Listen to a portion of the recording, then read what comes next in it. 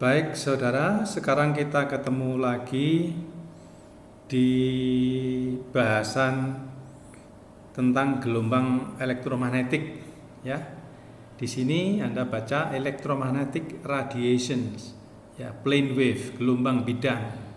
Jadi gelombang bidang itu gelombang yang paling sederhana, sehingga diharapkan kalian tidak mengalami kesulitan untuk memahami gelombang elektromagnetik kalau kita fokus ke gelombang bidang. Baik, coba Anda perhatikan ini ya, perhatikan ini.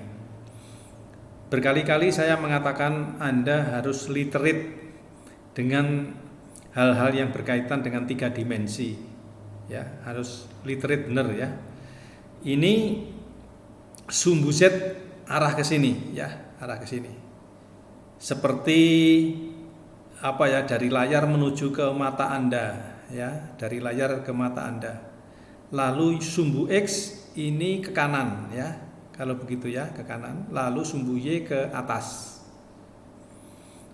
Pak, apakah ini sumbu-sumbu ini sembarang kita menamakan sumbu X, Y, Z ini? Boleh sembarang, tetapi harus konsisten dengan kesepakatan internasional. Ya, kesepakatannya bagaimana? Ya, aturan tangan kanan, kaidah tangan kanan. Jadi kalau ini Z ya, ini Z, ini harus X dan sini harus Y. Bolehkah kalau di sini X, Pak, yang ke sini X? Boleh. Kalau di sini X, maka yang di sini harus Y dan yang di sini harus Z. Gitu. Ya. Bolehkah Pak yang di sini itu Y? Boleh. Yang ke sini Y boleh, tapi di sini harus Z. Ya, di sini harus Z, yang di sini harus X. Jadi gitu. Jadi muter searah jarum jam gitu ya. Ya, Z, X, Y, Z gitu. Jadi konsisten, ya konsisten. Jadi setelah Y, Z. Jadi kalau di sini Y, di sini Z, di sini X, ya gitu. Nah, sekarang kita ambil contoh ke sini Z, ya, ke sini X, ke sini Y. Nah, gelombang elektromagnetik itu merambat di dalam ruang dan waktu. Ya, ruang dan waktu. Sekarang waktunya itu kita keep dulu. Ya, kita simpan waktunya. Sekarang kita perhatikan dalam domain ruang ya, spatial domain. Nah, kalau ini gelombang elektromagnetik, maka ada 3 arah. Arah Z, arah X, arah Y ya, arah Y. Nah, kalau kalian lihat ini ada biru-biru ini, ada kuning emas ini. Kuning emas ini arah medan listrik ya. Ya, arah kuning emas ini arah medan listrik. Anda lihat besarnya itu berubah-ubah ya, berubah-ubah. Nah, jadi seperti ini, sinusoidal begini, sinus berubah-ubah gitu ya, gitu. Ya. Lalu karena dia berubah, Anda ingat hukum Faraday ya, ada sebab akibat antara medan listrik dan medan magnetik. Arus yang berubah, medan listrik yang berubah menimbulkan medan magnetik yang biru ini. Yang biru itu medan magnetik. Jadi kalau ditanya arah osilasi medan listrik kemana? Arah Y, begini. Naik turun begini ya, Y min, negatif Y dan seterusnya gini arahnya ya. Lalu arah osilasi medan magnetik kemana? Ke sana ya, ke sana ya.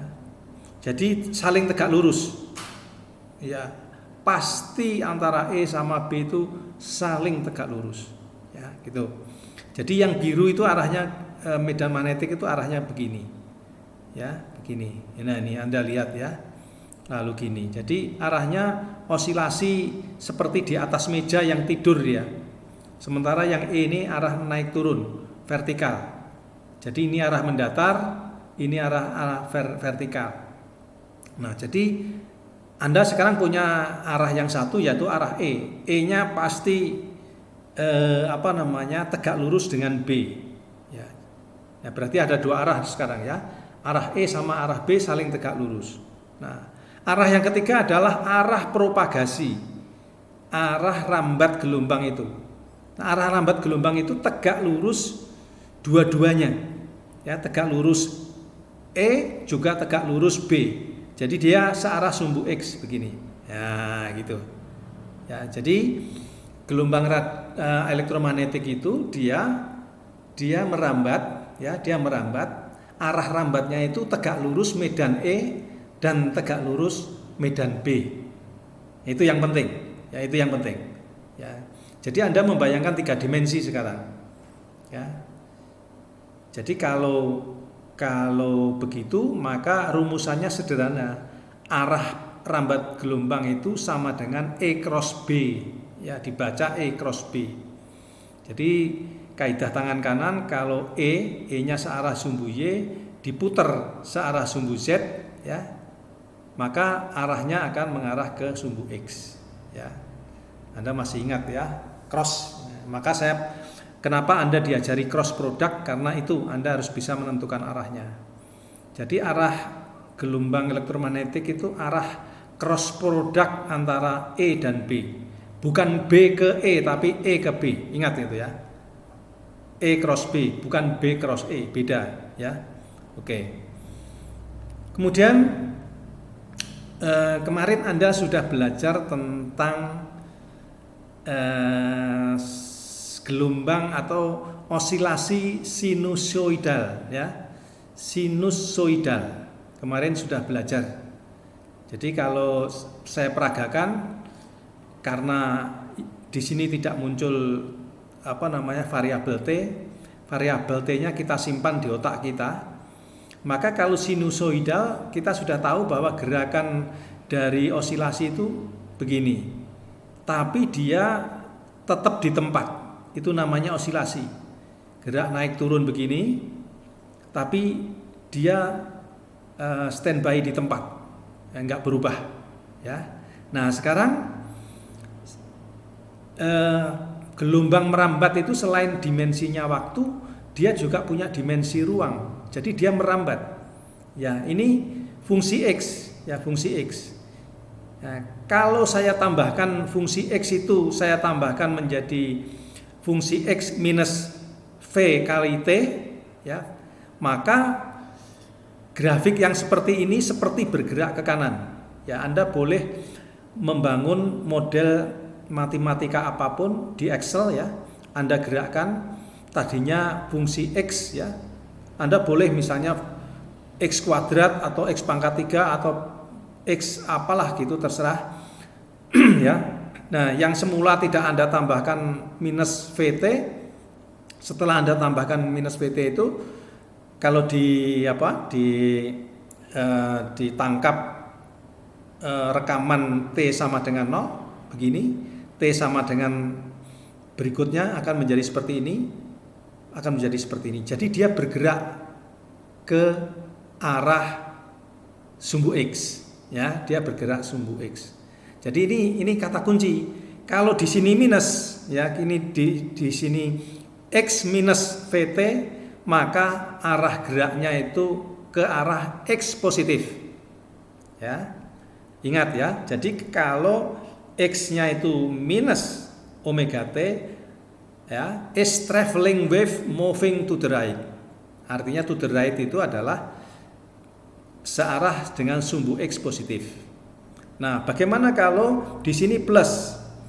Kalau sini plus, maka gelombangnya itu merambat ke arah X negatif, ya, ke kiri. Ya, gitu. Ini kira-kira beberapa konsep-konsep tentang gelombang elektromagnetik kaitannya dengan dimensi ruang dan dimensi waktu, ya.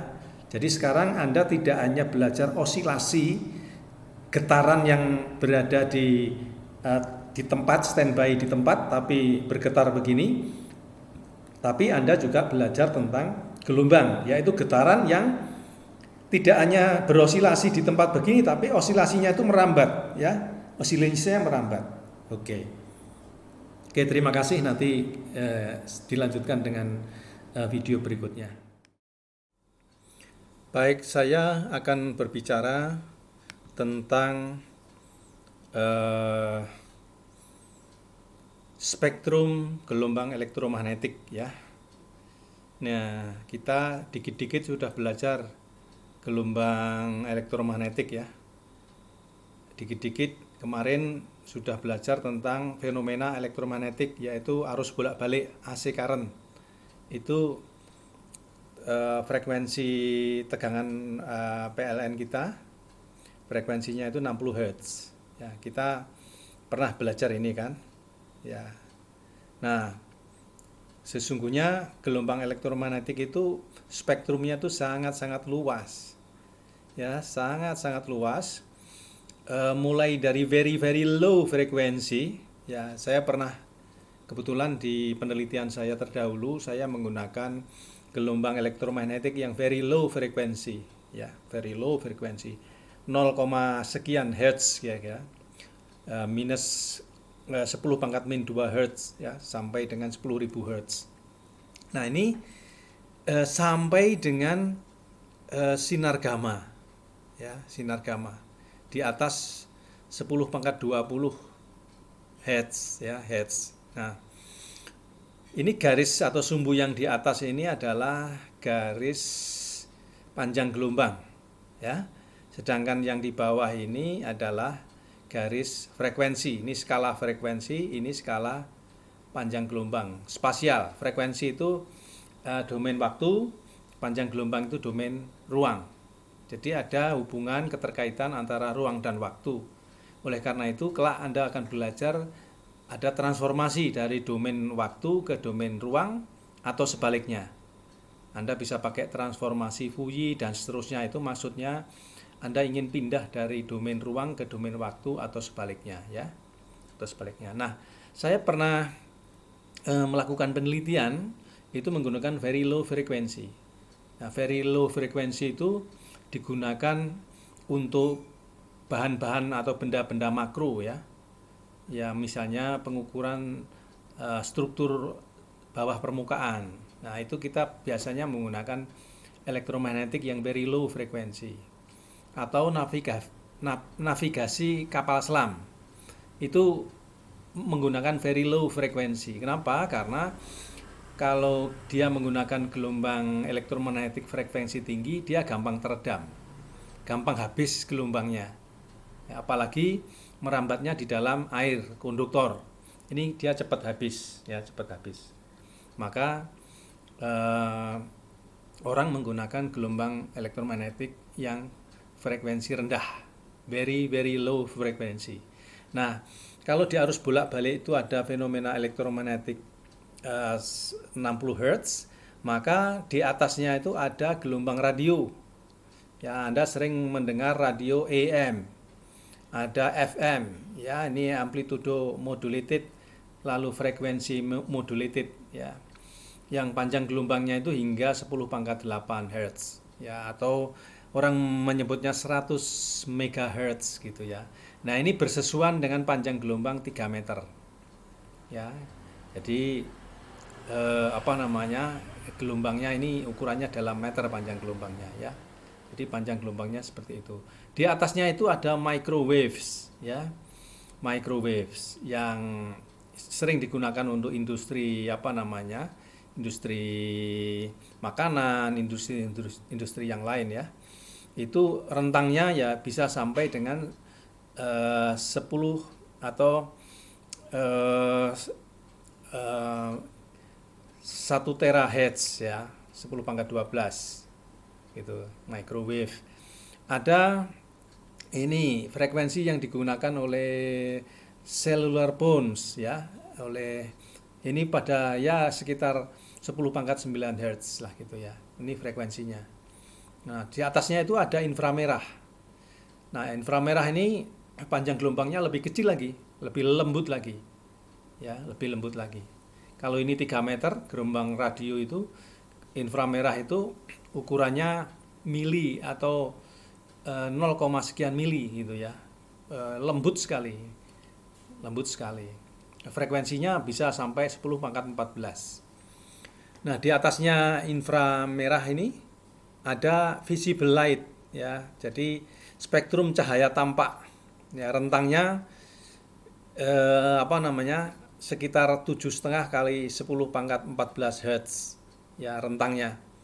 Ya ini bandwidth-nya lumayan agak sempit ya dibanding yang lain. Ini bandwidth-nya agak sempit ya. Ya kalau panjang gelombangnya nggak kelihatan oleh mata kita. Ya mikron ya ukurannya. Nah, di atasnya lagi ada yang lebih kecil lagi panjang gelombangnya, frekuensinya lebih gede. Jadi antara panjang gelombang dengan frekuensi ini berbalikan gitu ya, berlawanan. Kalau ini semakin kecil di sini, ini frekuensi semakin gede. Ya ultraviolet, ya ada ultraviolet, yang kemudian ada X-ray, sinar X, ya sinar X. Kemudian ada sinar gamma, ya ada sinar gamma. Nah semakin ke kanan, ini ukuran bahan atau fenomena-fenomena gelombang elektromagnetik itu mengenai barang-barang yang lebih lembut. Ini sudah subatomik ya sudah melangkah ke subatomik. Nah, kalau yang semakin ke sini ukurannya semakin besar, ya. Jadi seperti itu. Dan hubungan antara panjang gelombang dengan frekuensi itu diikat oleh sebuah hubungan yang disebut dengan kecepatan gelombang elektromagnetik atau yang disebut dengan C ya 3 kali 10 pangkat 8 meter per detik ya. Inilah kira-kira pembahasan tentang spektrum gelombang elektromagnetik.